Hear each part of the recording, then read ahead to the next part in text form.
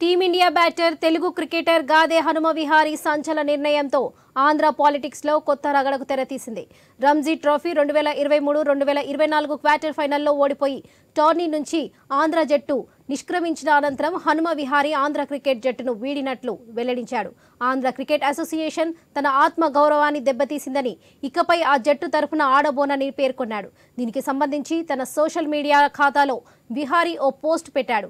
రంజీ 2023-2024 సీజన్లో భాగంగా బెంగాల్తో ఆడిన ఫస్ట్ మ్యాచ్కు తన కెప్టెన్గా ఉన్న సమయంలో నేను 17వ ఆటగాడిపై ఆచరించానన్నారు. దీంతో తనపై కోపంతో సదరు ఆటగాడు రాజకీయ నేత అయిన అతడి తండ్రికి నా గురించి ఫిర్యాదు చేశాడని, ఆ రాజకీయ నేత తీవ్ర ఒత్తిడితో తప్పు లేకున్నా కెప్టెన్గా వెదలగొమన్నారని హనుమ విహారీ పేర్కొన్నాడు.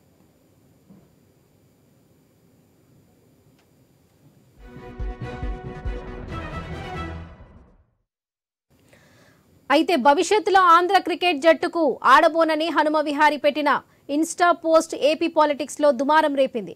ఇక ఈ అంశంపై తాజాగా TDP chief Chandrababu Naidu Twitter వేదికగా స్పందించారు. వైఎస్ఆర్సీపీ ప్రతీకార రాజకీయాలకు ఆంధ్ర క్రికెట్ సంఘం కూడా లొంగిపోవడం సిగ్గుచేటన్నారు. హనుమ విహారీ ఒక చురుకగా ఆడే ఇండియన్ ఇంటర్నేషనల్ క్రికెటర్ అని, అతను ఆంధ్రప్రదేశ్ తరపున ఎన్నటికీ ఆడదని ప్రమాణం చేసే స్థాయికి టార్గెట్ చేయబడ్డాడని మండిపడ్డారు చంద్రబాబు.